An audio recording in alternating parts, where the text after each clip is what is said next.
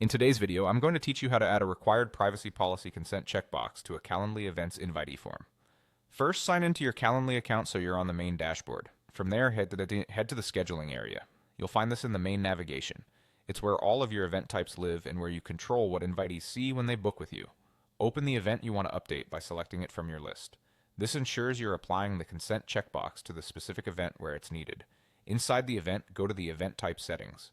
This is the control center for everything related to that event, including what questions are asked during booking. Next, open More Options and choose Invitee Form. This is where you can customize the fields that guests must complete before confirming a meeting. Click to add a new question so we can include the consent. In the question field, type a clear consent message such as, "I agree to the privacy policy." Keep the wording straightforward and make it obvious that the invitee is giving consent.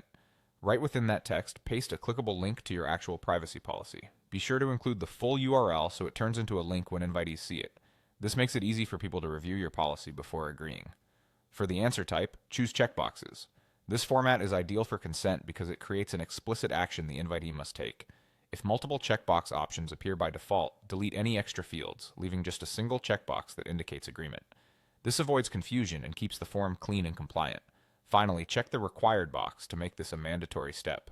Marking it as required ensures no one can book the event without acknowledging your privacy policy. When you're done, save the question. Calendly will store the new consent field as part of this event's booking flow. That's it. You've added a clear, required consent checkbox connected to your privacy policy. A couple of quick tips. Keep the message concise, use plain language, and verify that your link is correct and uses a secure URL. This small addition helps set expectations, supports compliance, and gives your invitees confidence in how their information is handled.